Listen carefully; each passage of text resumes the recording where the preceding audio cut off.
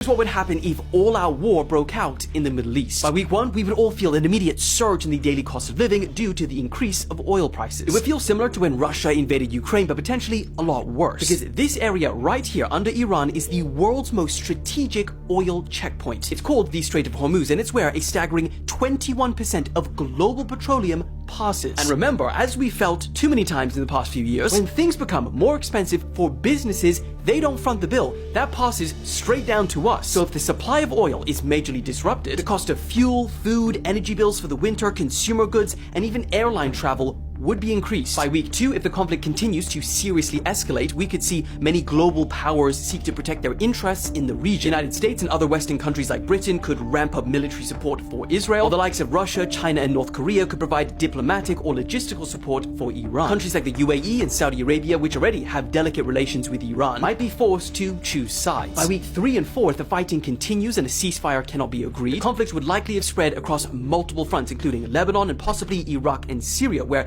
Iran-backed militias have strong footholds. The US and Britain may be forced to directly get involved either through airstrikes or naval blockades, and countries like Russia, China, and North Korea, cautious of a full-scale global conflict, are less likely to engage directly. But similar to America in Ukraine, they may provide Iran with military aid because they also have strategic interests in countering Western influence in the region. Refugees trying to escape the conflict could strain neighboring countries like Jordan, Turkey, and Cyprus, and at this point, a global conflict like World War III is much less likely, but of course it can't be entirely ruled out depending on the scale of involvement by Russia, China, North Korea. And after that point, it is hard to say what is likely to happen, but I would imagine it wouldn't be good.